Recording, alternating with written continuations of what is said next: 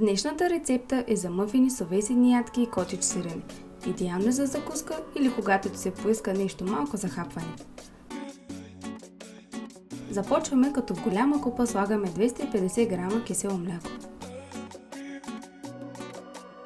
Рецептата е много лесна, защото смесваме всички съставки в една купа. След това добавяме една чайна лъжица бакпулвер и разбъркваме добре.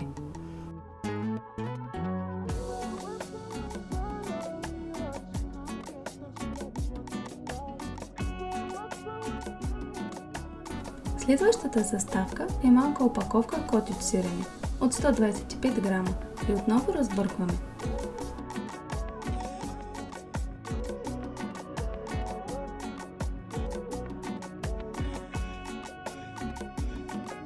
Веднага след това чукваме 2 яйца, размер L и разбъркваме до получаване на хомогенна смес.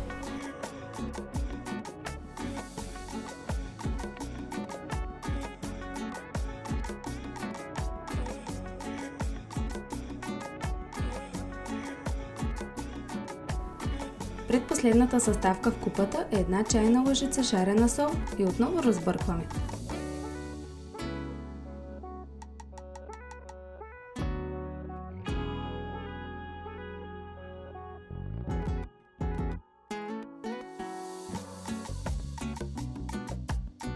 За финал добавяме 130 грама краве сирене и разбъркваме отново.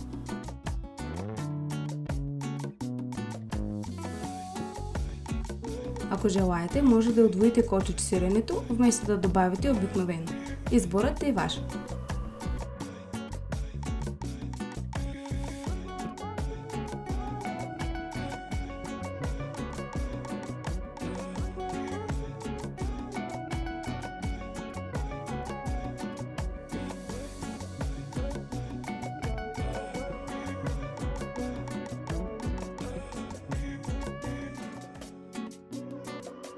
След сиренето идва ред на 140 грама фини овесени ядки, като ги слагаме на два пъти.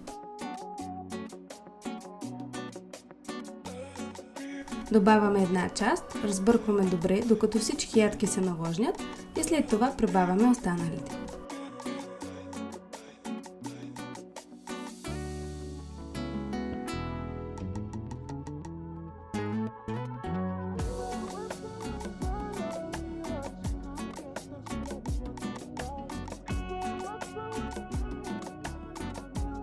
Не забравяйте да се абонирате за нашия канал. Отнема ви само един клик, а за нас означава много. Готови сме да слагаме сместа във форма за мъфини. Ние използваме силиконова. Във всяка формичка добавяме малко над една супена лъжица от сместа, като тя е достатъчна за 12 броя мъфини.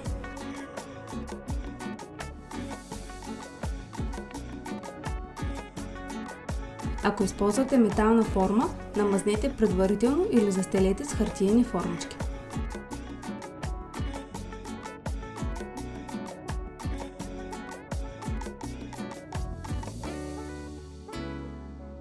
Поръсваме всяко отделение първо с маково семе, а след това с сусам.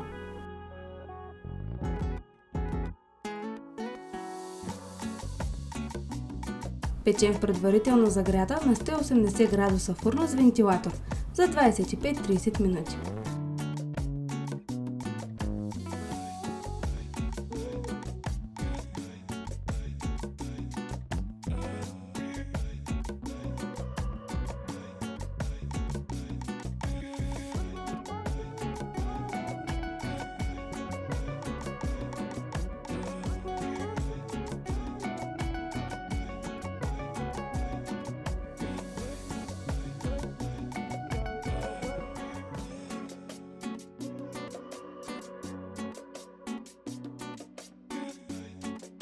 Готовите мъфини задължително оставяме да се охладят за около 10 минути на решетка.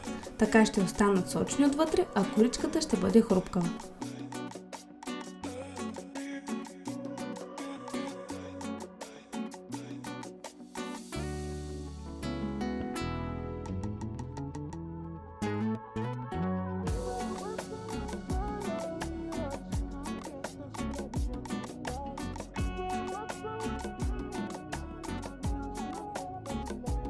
Желаем ви добър апетит!